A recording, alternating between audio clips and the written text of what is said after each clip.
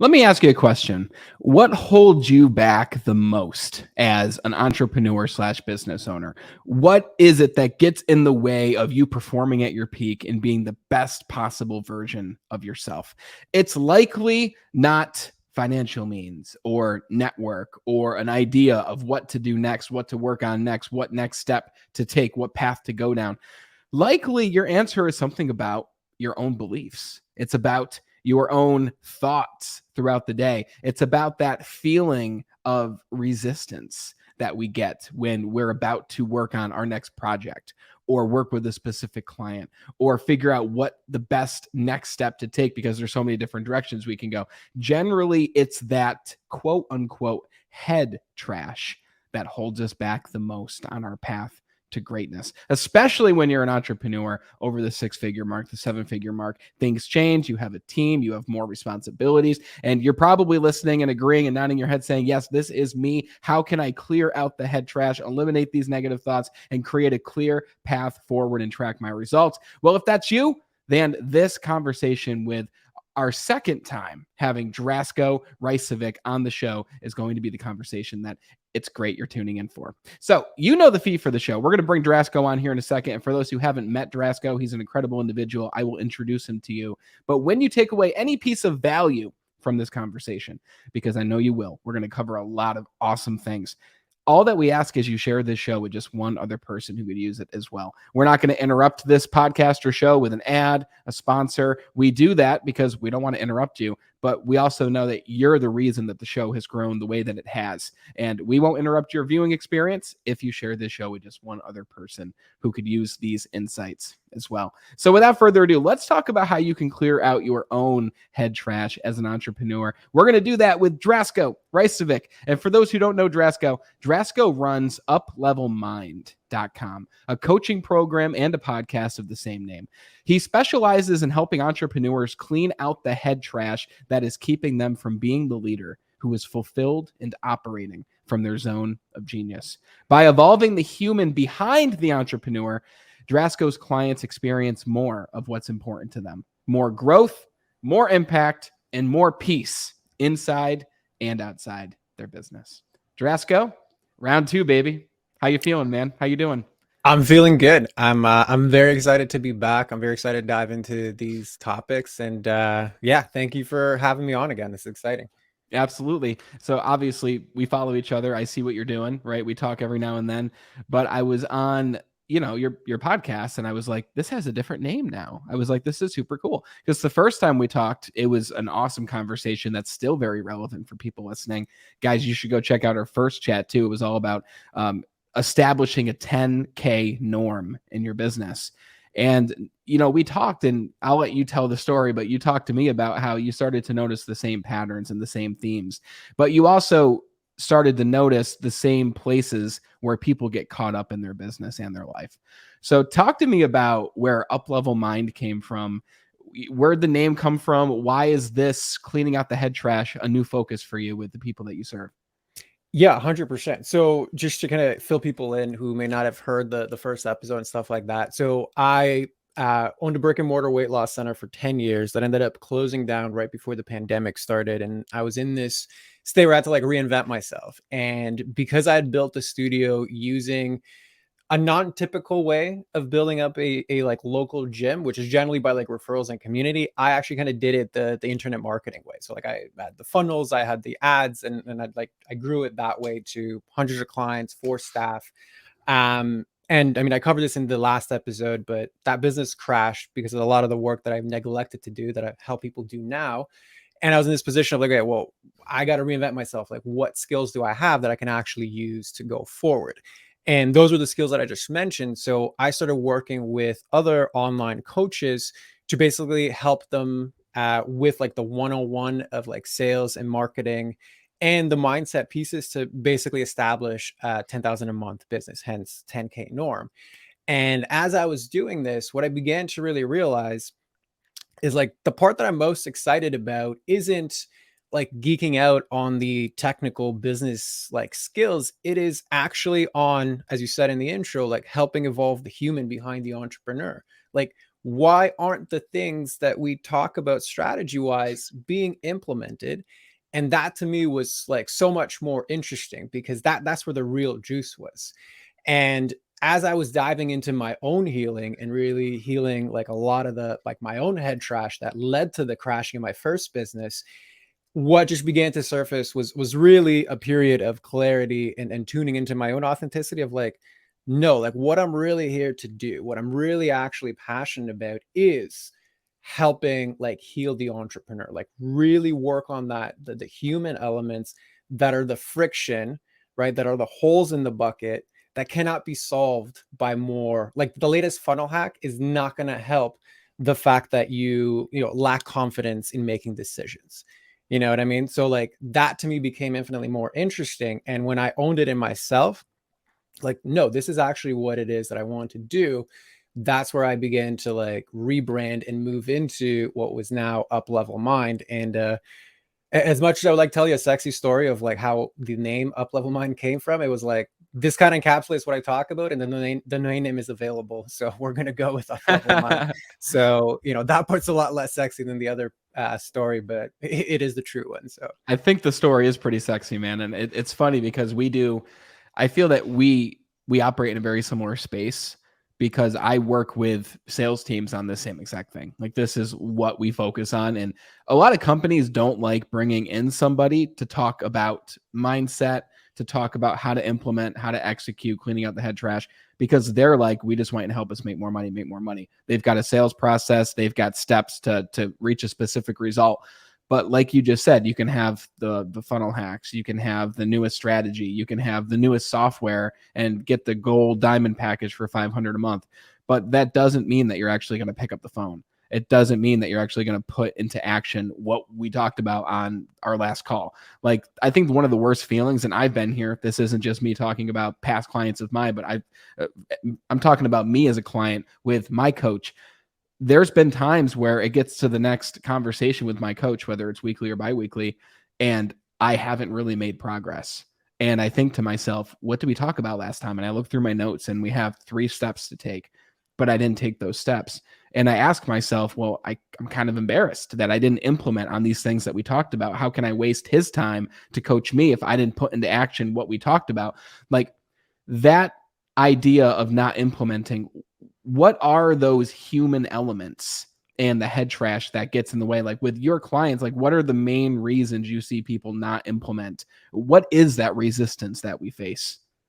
right, okay, so there's a lot of different ways to answer that question, and the first part that I would just want to stress is like that is the work.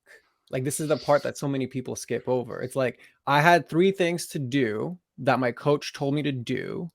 I smiled and nodded and said, yes, I'm going to do that. And then I didn't do them.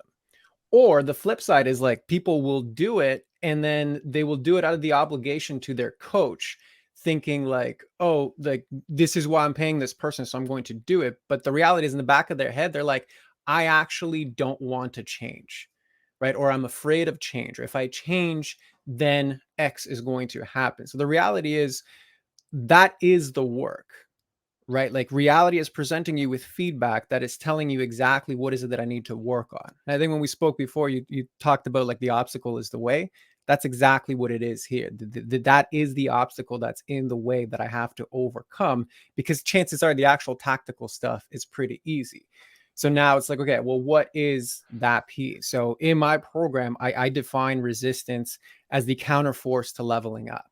So if you think of an airplane that's leaving, like the ground that's taking off, the airplane cannot take off unless it begins to hit resistance. Like it is impossible, right? So that's what happens to us every time that we level up. There is always a counterforce to this, right? And if anybody's read The War of Art, I use kind of resistance in the same way that Stephen Pressfield does. And the key thing to note here is like resistance only works in one direction, which is up. Like you're never going to get resistance if you want to sit at home, watch Netflix and like eat ice cream. Like Wow. it's like, I'm just like, go right ahead. It always works when I'm trying to up level myself in some way. Hence why I call it the counterforce to leveling up. So the first part is like, it's always going to be here no matter what level you actually are. Okay. And one of the reasons for it is like, I divide up the self in like two different ways. We have our primal self, which is the one that basically is optimizing for familiarity and safety, right? And we have our higher self, which is obviously the one that wants the bigger things. They're always completely at odds with each other. And the thing to note is like your primal self always goes first. It is hardwired to go first. And that's why resistance exists. Because every time I try to do something that is up leveling myself, I'm really stepping out of the familiarity zone of what has kept me safe. And doesn't necessarily mean it's comfortable. It might actually be horrible, like going to like addictions and things like that. It doesn't matter. Over time, it's proven you're going to stay alive if you do this. So that part always goes first, right? But it is our higher self that ultimately has final say, right? And that is why we are able to change and why we are able to do this thing. So it's like resistance really is your ability to practice with evidence that you can have the final say when you go forward and do things. So going back like your example of like, I have these 3 things I'm supposed to do, I didn't do them. That's because something that was operating under your conscious like thought, because your conscious thought was, I'm going to do what my coach tells me to do. Mm-hmm. But underneath it, there's something not safe about doing those activities. I have to be more visible. I have to get outside of my comfort zone. I have to have a conversation that I don't actually want to have. Like it might be like some fear of success thing. Like there's so many individualized reasons of why that can happen. But fundamentally, they break down to like, it's not safe. And the part of me that's constantly scanning my environment for what's not safe goes first, blocks me from doing that. And now I have the consequence of that I have to like live with for the next week. So it's like your ability to actually have final say is the work, and or creating awareness around, okay, what is it that I'm actually afraid of, working through that, and then kind of moving forward. So that's kind of like a roundabout way of generally explaining that without getting into the specifics of like the individual. Very cool. I love that. That's fascinating. It's really cool how it's comforting, first and foremost, how the higher self has the final say. I think that's going to be very comforting it's comforting for me to hear. But it's also fascinating how it takes reaching that point of resistance to even know that we're headed in the right direction of growth and change, right? So resistance, when that's felt, that can be comforting in itself because we know, okay, I'm feeling this sense of resistance. I'm now conscious and aware of this force being here right now in my space. What direction do I want to go? Right. And like you said, I never thought about that. But in order for the airplane to even take off, it gets to that point where the wheels are kind of going off the ground, but they're kind of on the ground too. And it's going this way and that way. And at that point, you have to make a decision. Am I going to keep this plane on the ground and then, crash or whatever? Or am I going to pull the lever up and ascend and take the trek up? And then once you ascend, it's smooth sailing until you need to ascend again. Right. Or sometimes descend and re-go up there. Exactly. And I mean, another way to, I guess, just to add nuance to that is like the turbulence is guaranteed. Like if you're taking off on a plane, the one guarantee you're going to have is like during that takeoff, you're going to experience turbulence. There's going to be that like shakiness of what's going, like that's guaranteed. And it's the exact same thing with resistance. It's guaranteed no matter what level you are at. It's like, welcome to being human. So the more of an attitude of acceptance that you can begin to embody, which means like I don't judge myself for the resistance, I'm not less than for the resistance, like that is a normal part of doing the thing. So if something is guaranteed, like I need to breathe, like it's the same type of like guarantee, then the faster you can accept it, the faster you can begin to develop skills to actually move through it. And then also like to actually have like the healing work that may need to be there for you to actually be okay and safe enough to address it. If we're getting into like, big T or little T traumas and all the other things that like keep us stuck. But fundamentally, if you're going to summarize it in one thing, it's like the resistance is always guaranteed. It always works in one direction, which is up. And it is the thing that points us to like where we need to look. So yeah, that's how I would kind of summarize that. Now that resistance being these things or thoughts or actions under the surface that we're not even aware of, right, in the subconscious, what do we do with that? Like you have a process that I believe you called, and I found this interesting, mapping out the limiting self, right? Does that have to do with taking what's under the surface and bringing it to awareness and bringing it to a higher consciousness? What does the process look like then in order to really strengthen that higher self? Yeah, so like yes and no. So yeah, mapping the limiting self is the first step that all of my clients go through in my Up Level Mind program. So the basic premise of it is like you can't change what you cannot see. So we have to map out like, okay, well, where are the ways that you limit yourself right here, right now in the container that we're about to start? There's no point in just randomly working on whatever. It's going into, okay, so we're starting the program. You've committed to this process. We're going to map out how it is that you limit yourself. And you're right. There are subconscious ways that we do it. And by definition, that means we can't really recognize them. So we start actually with the conscious ones. We take a look at what are my current results right now or lack of results? What are my current patterns? Meaning, what are the circumstances I always keep showing up for me? So a non-business example is like we all know that person who always perpetually dates the same person, just in a different like person, right? Like it's always toxic, no matter who it is. It's like the same thing, right? Business example is like I'm constantly in feast and famine cycles, right? Like this is something that always keeps happening to me. So we look at the results people are getting. We look at the patterns that they're experiencing. We look at the general feelings that they have. So every time I go to make a sales call, I feel X. And then what are the thoughts around that? Like literally just do a brain dump of like, how do I feel and think about this particular scenario? So the idea is to like extract everything that's present for the individual right now into a form that's usable. And then during like our onboarding and first few calls, we massage that out. We basically take a look at, okay, so in this pattern that you are doing this thing, overarchingly, like these are the feelings you experience, and these are the conscious thoughts about it that you have. So now we have a map of like, okay, here are all the results, here are all of the patterns, here are all of the actions, the feelings, and the thoughts that are contributing to the results or lack of results this person is experiencing in their business. So them as an entrepreneur, this is what they're experiencing. That becomes the foundation of then how we go into do our work. And then that differs on like, do we, so have a whole belief buster process where we go in and we eliminate any limiting beliefs around this whole thing. We do a lot of healing work to like uncover, okay, well, what is behind, like, I fear picking up the phone and the only conscious thought I have about it is like, I don't like this.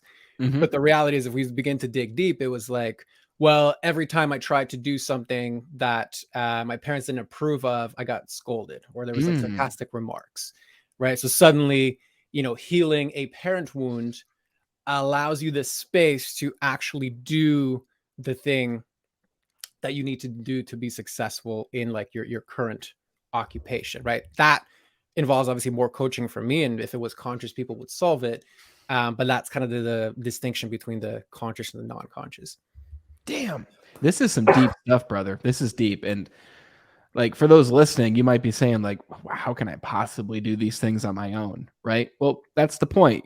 You could, right? But it's going to take you a long time. It's going to take a lot of self-education. It's going to take a lot of digging. Sometimes just having someone else who can ask you a question that you've never thought to ask yourself is all it takes in order for you to bring this to awareness and then break, or as you say, bust that belief that you Correct. might not even consciously be aware that you have right now. Right. So I'm conscious. I'm interested to ask you, how do you bust a belief? So, okay. So let's say you have a person who doesn't want to go through the outreach in order to bring in new clients. They've got the system. They know exactly how they want to help people, but now it's time to do the work and they know what to do. They can go on LinkedIn. They can send messages. They can pick up the phone. They can text people, whatever it is. But now there's that resistance and you ask them, okay, well, what are your thoughts before you do this? And they say something to you along the lines of, I don't like to be rejected. I don't want to be a bother to people. Okay. So you then, I'm assuming you would then ask that person, okay, well, where in your life were you rejected? Right. And would you look back to the early days? Like what would the process be? And the reason I asked that, the overarching question is, how can those listening right now begin this process before they continue with you in an up level mind? Got it. Okay. So I'll basically walk you through the whole process, right? It's a 7-step process that we go through. So number one is obviously breaking down the pattern. So you've kind of done that part already. Like, okay, well, I pick up the phone. I think I'm going to be rejected. I don't like that. Okay, cool. That's what we're going to work on. So in step 2 is what we call extracting the belief. So this is where you basically do a mental dump, a brain dump. What are all of my thoughts around being rejected? They can be silly, like I'm gonna like die, or they can be like, deep, like I was always rejected growing up as a kid and I was bullied, and that's why like I don't like to do this right now. Whatever it is that comes up out of that brain dump. So like let's just say you have a list of like 10 thoughts that come up. What we do is we select the one that feels most resonant in the moment. Okay, so let's just say it was like I was bullied and I was always rejected for like who I was, right?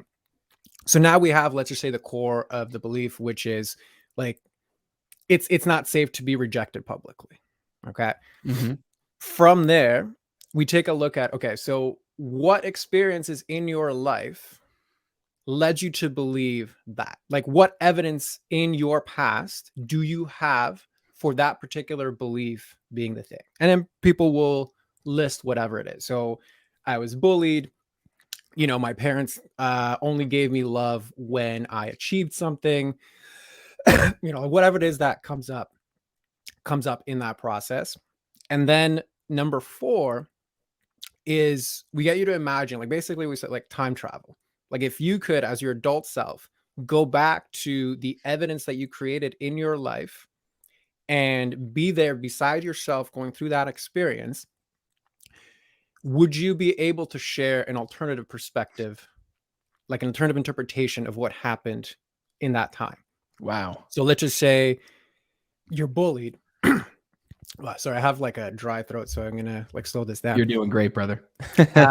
So like let's just say you were bullied, and the alternative interpretation is, I never learned the skills to stand up for myself. It was never encouraged for me to stand up for myself. So these people just took advantage of me in that way. Or they were insecure and they needed a way to like get somebody to like basically take out their frustration onto somebody else.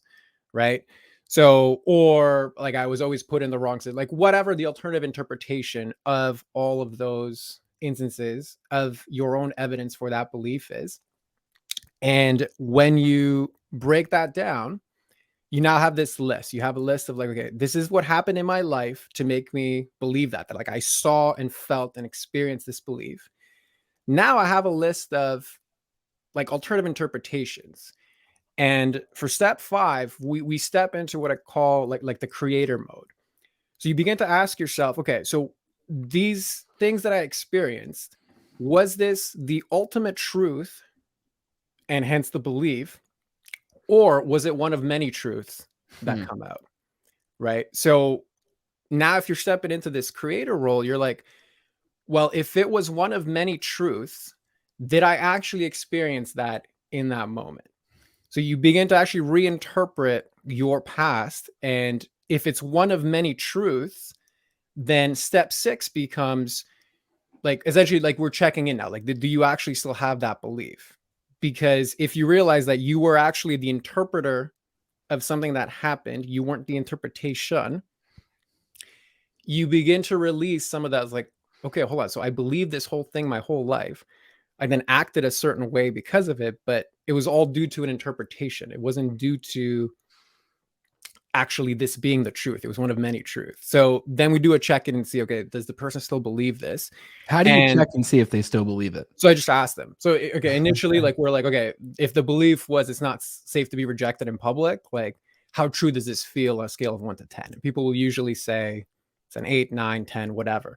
So then we check, okay, so how true does this, like, now that you know this is one of many truths, how true does it feel now?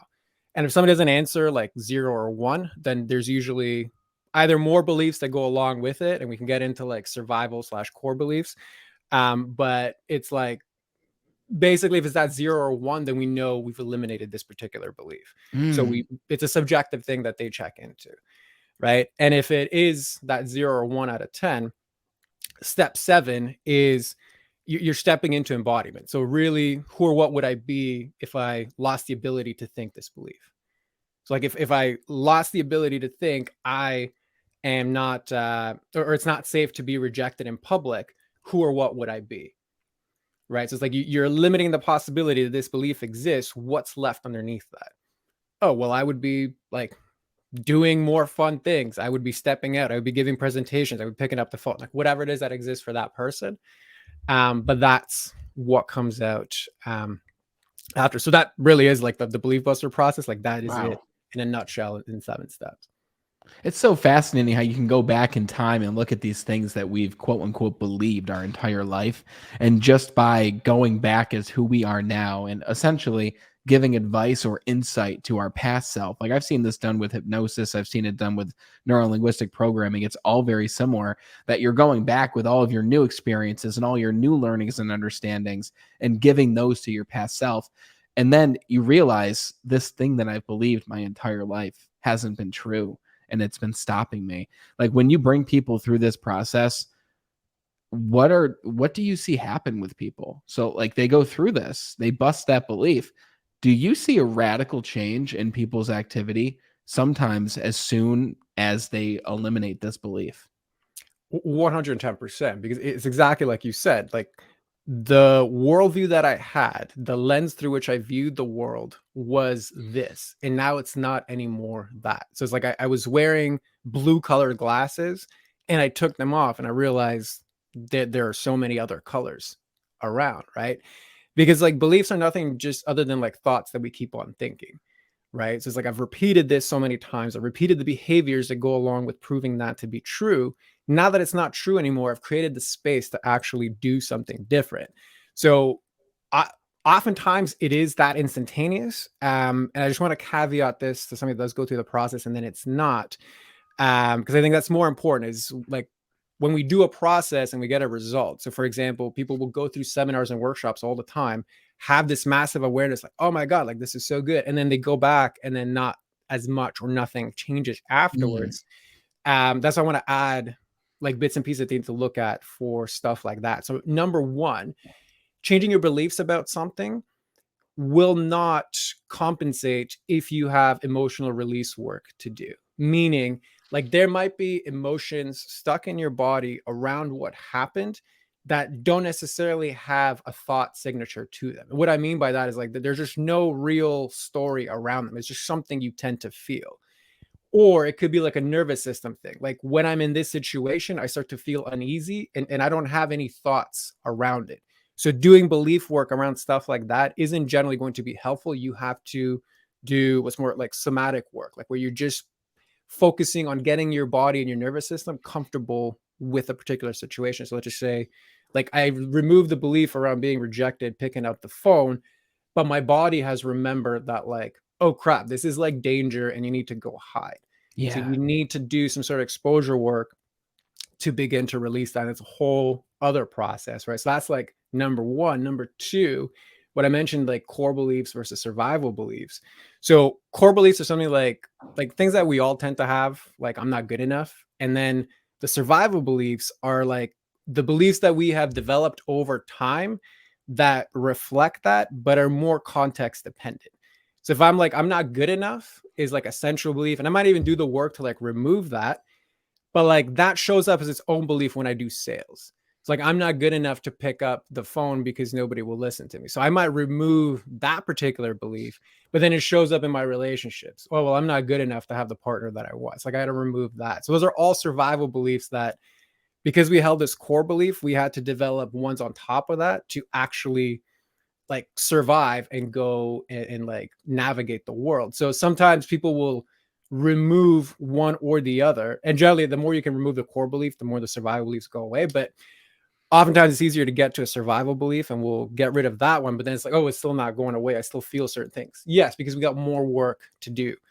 And you got to realize, like, if you've had something for decades that you've repeated thousands upon thousands of times, it's possible, but very unlikely you're going to solve it in one, hour session. Yeah. So that's just the thing that I want to caveat. Like, if anyone wants to try this process, by all means do it. Then just don't get into those inner critic bits of like, oh, this is like BS, like it's not working, like what's wrong with me or whatever. Right. So it is that combination of like you do the belief work and then people start to do different things. And that is a requirement. Like you heal, but then you have to walk in your healing, right? Mm, Like it's not just I'm like, if you think of it like I'm sick and I'm better, you are still sick if all you do is just lay in bed. Like you have mm. to now I'm healed. So in my healing, I'm going to go live life. This is the exact same thing. I healed a belief, but there's still things I have to go into the world and do. I have to embody that, which is why that last question is like, who would you be if this belief didn't exist? That's really a question of asking, how do I embody this in my day-to-day life? So it's really a combination of a lot of different things, making sure we cleared everything, do the actual clearing, and then how effective you are at actually walking what you cleared. That's kind of the overarching, like we've covered all of the bases and now this is not something you suffer with anymore. Yes, and like you said, this is something that maybe can be solved. Some beliefs can be worked on and worked through in the course of an hour, but sometimes those emotions will be stuck, right? And you've actually got to, like you said, expose yourself to that situation more and more. But this is also something that's constantly being worked on in our lives. We're constantly picking up new beliefs. You reach that next level, and that's great. Celebrate yourself. You got to where you want to get to. But now you have beliefs from the past level that are going to stop you or hold you back from getting to the next level. So, this work that you're doing, and I'm sure that this is very fun for you to do this work because I guarantee you've helped clients go from the base of their summit, right? And then you've helped them get to the next step, but now they've had to reprogram beliefs they learned here to get to the next part. And then you help them get here and then here. I'm sure the process is the same, but this is work that we're constantly doing throughout our life. But that's the joy of the journey, right? And a lot of people, you might be thinking, well, this is, kind of like you're programming yourself, but in a way you're deprogramming the programs that you picked up when you were young, when you were in adolescence, when you were a teenager, when you were an adult, when you were a business person, when you came from the past life of what you were doing there. Like we're constantly remapping the beliefs that we're picking up. And this is why it's so important to work with someone like Drasko who can actually to help you do these things. And we'll talk about what that actually looks like. So, okay, we're working with people on reprogramming their beliefs, believing different things, taking action, implementing what they're learning in order to reach that next level. You have something that you call the success index. And you mentioned this in our last conversation, but I didn't dig into it because I wanted to be surprised with everybody else. Tell me about the success index. Where does this come into play? And tell me about it. Yeah. So basically, like one of the big things for me is like like when it comes to personal development, it's one of those things like you can't really measure. Like, how do you measure my mindset is different? Yes, you might be taking different actions, and it's still there's like a level of subjectiveness to it. But ultimately, I didn't want to be a coach where like I can't give you an actual result, even though I'm in a space where it's very hard to measure, right? And having come from the fitness and weight loss world where it's like you've either lost this many pounds or you haven't, and then it's like, what do we need to do, right? Like that was the guarantee, and my expertise was rooted in my ability to deliver that to the client. I started looking at, okay, well, how can I actually deliver the same thing for people where like some of my clients will have ROI financially. Like if I'm afraid to pick up the phone and now I pick up the phone more, yeah, chances are you're going to make more money. But for some of it's fulfillment, right? It's I get more joy out of picking up the phone and I feel more at peace. Whereas before I was miserable and I was doing this for a paycheck, right? Two very different types of outcomes, but very much relevant to the individual that I'm actually coaching. So I started to ask myself, okay, well, how can I coach both of those individuals and they can have a measurable outcome on it based off of whether they wanted an outcome, like they wanted an ROI on our work together, or they wanted something untangible like fulfillment and all of that. So basically, I developed what we call our success index tracker. So this is something that all of our clients start with. So in addition to what I just mentioned with like the belief buster and like mapping out the limiting self, this is one thing that they check into every single week. And it's the first thing that they actually start with. Hmm. And it's a 10-point scale that they actually create themselves. And I mean, I walk them through and facilitate how to actually make it. But the reality is my job is to get you to your version of success. Like, I know it'd be cool for me that like every single client I work with, suddenly they've made $10 million, but like that's just not the reality. And if I am pushing you to get those goals, I'm not integrity as a coach because it's your success that I have to A, help you get clarity on, or B, move you towards.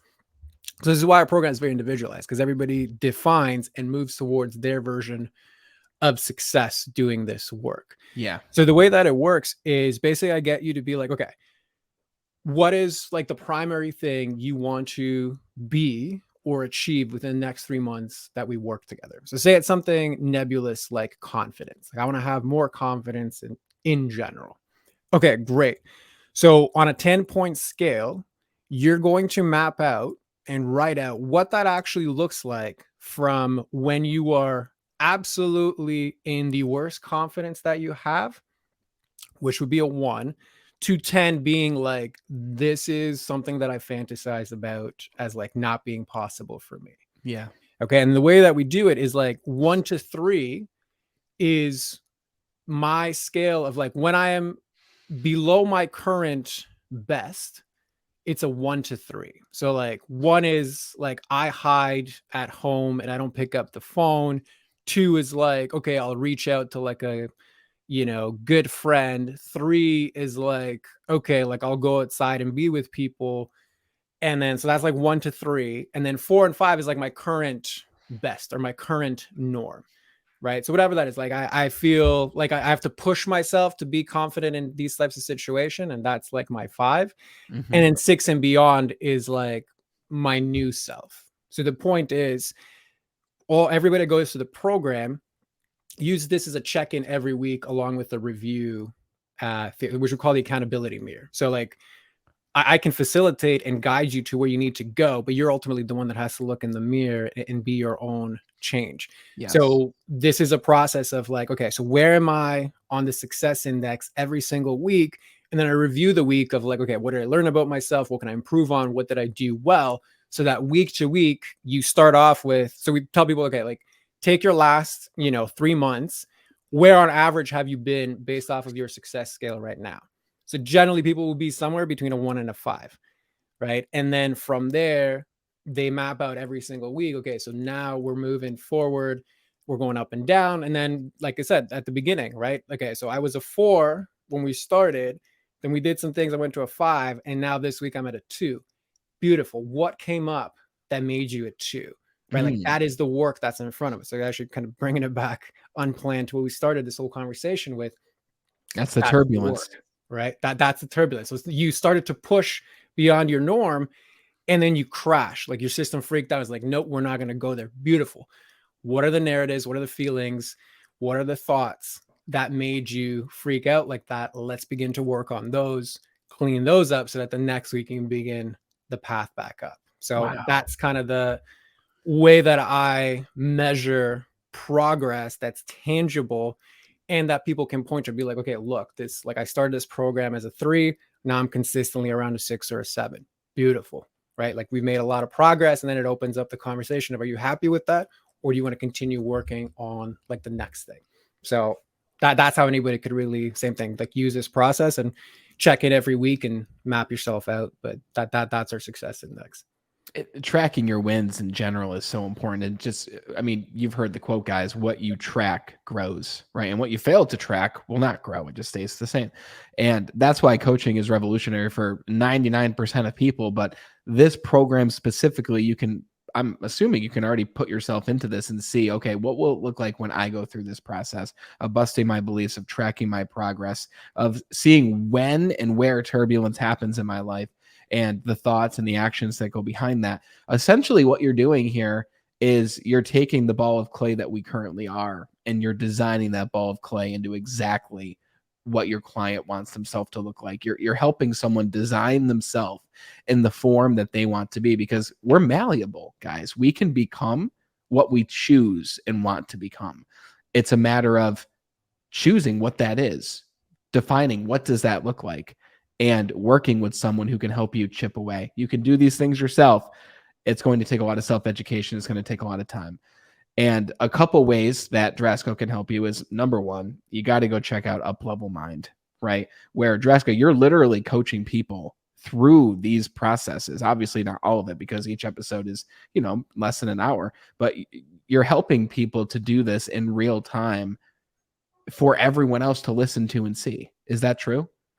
That is true. Yeah. So the Up Level Mind podcast, the main one that I run, is basically me recording live coaching calls. So I take brave individuals who are willing to come into a public forum and basically take a gander at this process, right? So I take a complete stranger and within 30 to 45 minutes move them into a breakthrough around essentially mapping out their current limiting self.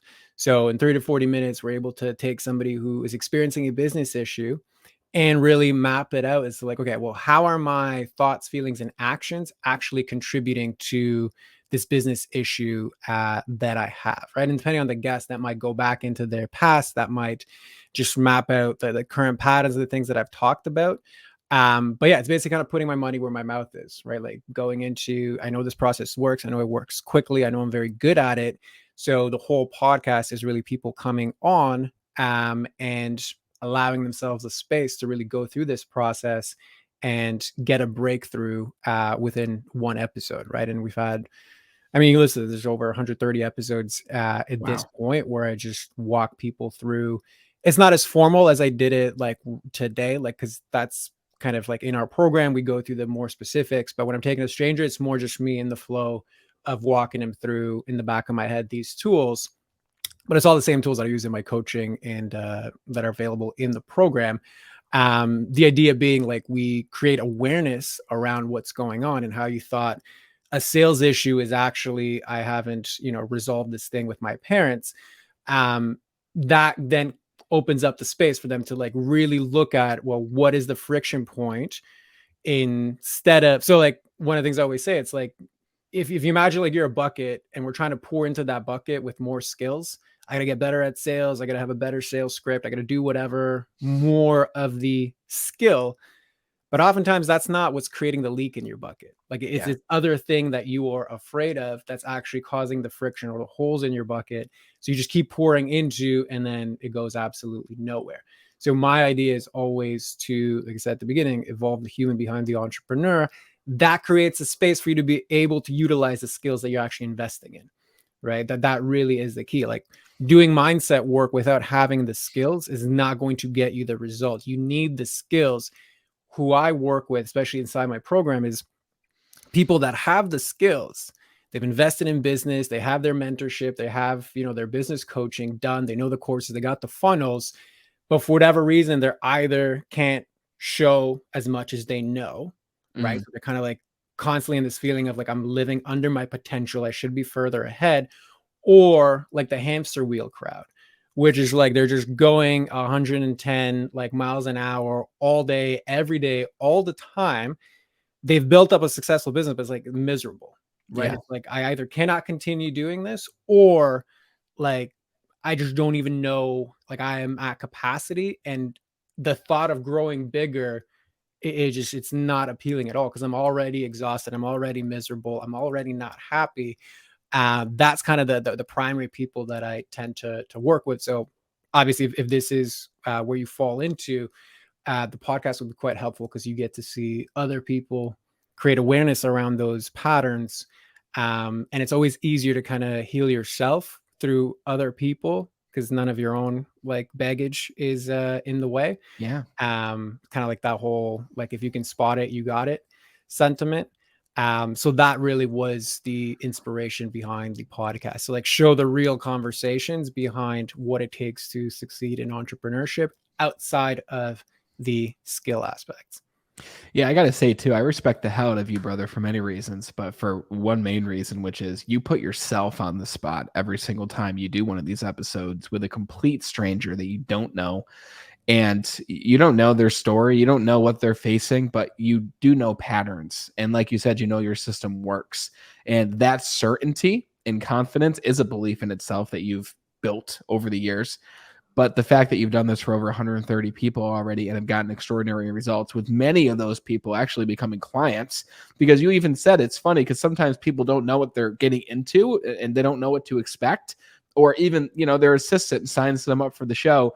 And at the end, they're like, wow, I didn't know I needed this, but I do. And I want to take it to the next level. And if you're listening, guys, and you're hearing any part of this and you're saying to yourself, this is what I need, first, go check out the podcast And I'll ask you about your program in a second, but we got a really good question that came in. And I'm curious to how you would answer this, right, in short form at least. And the question is from my friend Catherine Lundberg. She is a relationship expert and coach. She asked, how does this system work for people who suffer from anxiety or depression and their realities are skewed? Yeah, so really good question, and one that I've suffered personally with for a long time. Like depression and suppressing my things, like my emotions specifically, was, long story short, how I crashed my first business. So when it comes to anxiety and depression, believe me, I am very well aware of what it is that you're talking about. If you want to go down the suicidal ideation bit, I've been there, done that. So like I'm very viscerally familiar with that aspect. Number one, just kind of set the stage and the context. Number two, how do you work with individuals that have these qualities? It's kind of the exact same process, that there really is no difference. So one thing that I always say about depression, which ended up being very true for me, is we don't get depression, we focus into depression. Mm. And what I mean by that is depression, even as in the name, you depress something. So there is not a lot of safety, there is not a lot of ability, there is not a lot of skill to fully, without filter, feel the things that are coming up through your system. So you begin to suppress them in some ways. You can suppress them through work. You can suppress them through food, through substances, through love, through sex, through whatever thing you use that is your vice of choice to suppress all of those things. So going back to what we spoke about today, so you have a whole lot of beliefs about yourself and about your relationship to emotions themselves, because we could have like it's dangerous to feel. Like you can have that as a belief. Believe me, that's going to make a lot of havoc with regards to how you go about actually processing emotion. So it's the same thing. We cleared the beliefs around the thing that is causing you depression. We get your system and your like emotional body comfortable with feeling. We process out the things that aren't serving you in that capacity. And that all in time begins to open you up to like your authentic self, your up leveled self, because again, you're removing all of those friction points. And it's the exact same thing with anxiety, right? Anxiety, especially, there's a big thought component to it. Like the way that I look at this thing is making me anxious. And then there is also that big somatic aspect where there's no thought of it. I'm just kind of like randomly, like I get like generalized anxiety, right? And obviously I'm not a therapist and can't diagnose these things, but I know the experience of it. And that is more of, do I have the techniques and the knowledge and the skills and the facilitation to just learn how to like get my system regulated so that it feels safe in these situations. And that's a different process than like the thought process, but like generally without knowing the specifics, that would be the way that I would answer that question.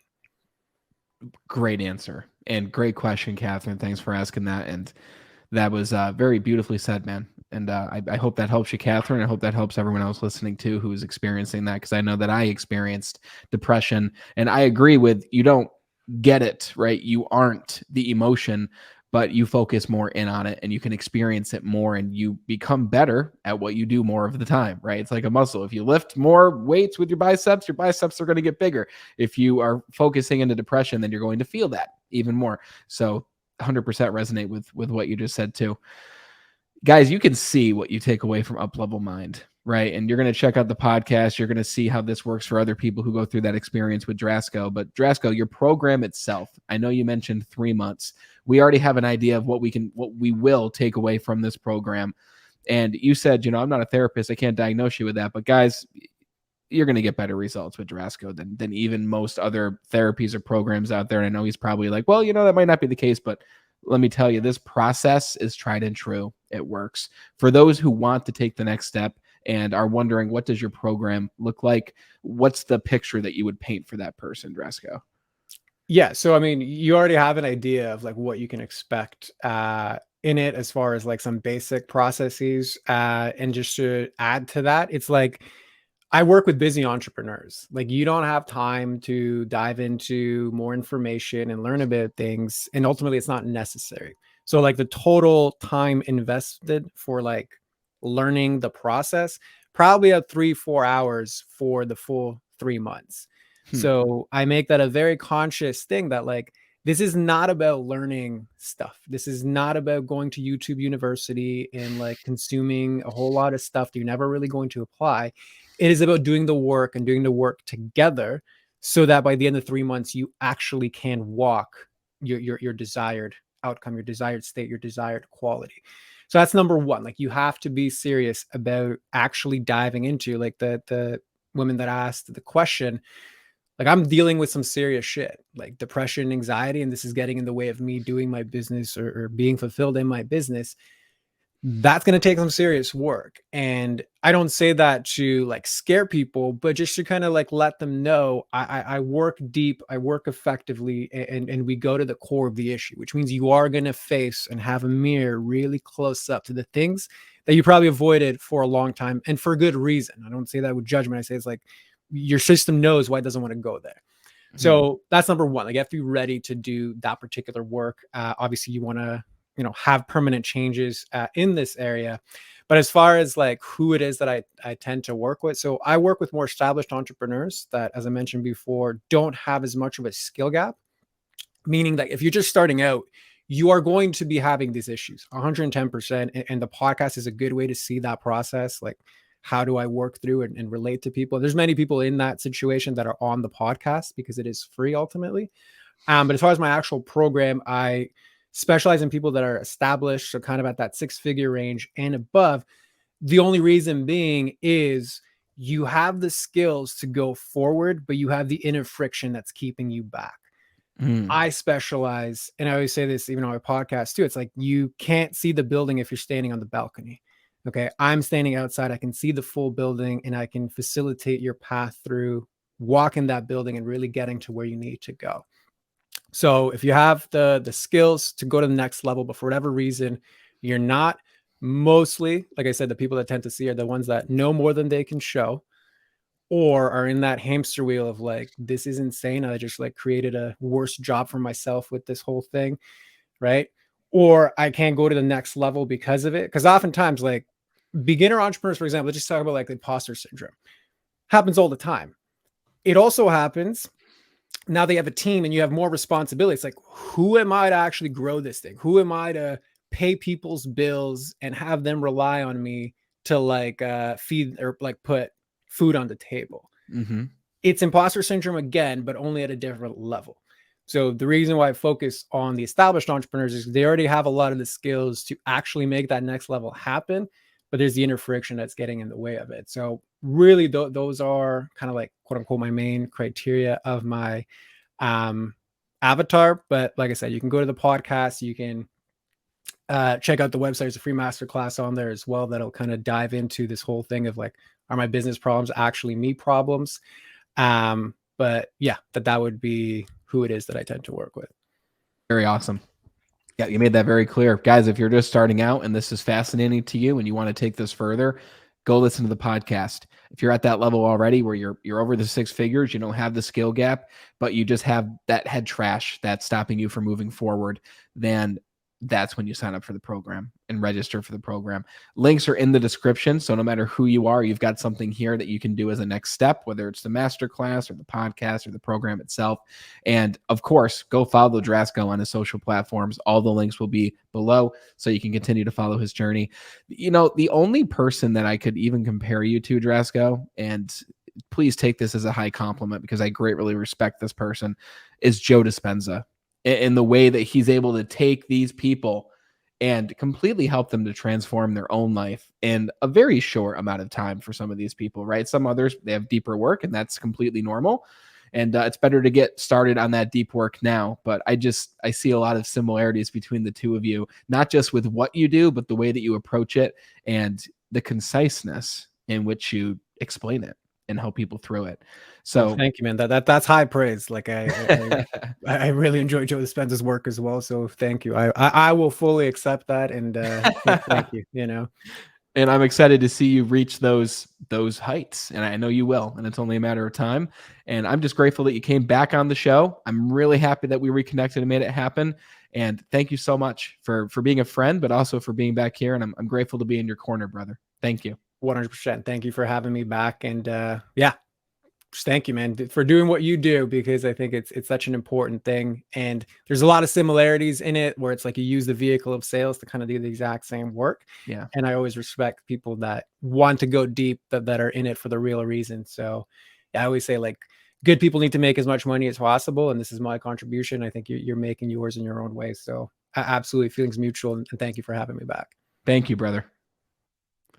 Guys, no matter what stage you're at, whether you're beginning, whether you're an experienced entrepreneur without the skill gap, you've got something here in order to bust those beliefs, build new empowering beliefs, and really take the next step in your life and your business. I hope you took a lot away from this conversation with Drasko. I know I personally did. And it was just a very heartfelt and deep conversation full of strategy, insight, and experience. So links are in the description to check out Up Level Mind. Go check out the podcast, check out the program if that makes sense for you. And be sure to check out the masterclass too. If maybe you're not at the point where the program makes sense, links are in the description. Be sure to connect with the man himself, Drasko Raicevic. Social links are below. And if you took anything away from this conversation, I know I'm telling you a lot right now, but share this show with just one other person, because I took away a lot. Catherine, you asked great questions. I hope you took a ton away. And if you did, share the show with just one other person. Thanks so much for tuning in and watching and listening. And until we speak again next time, continue to be better.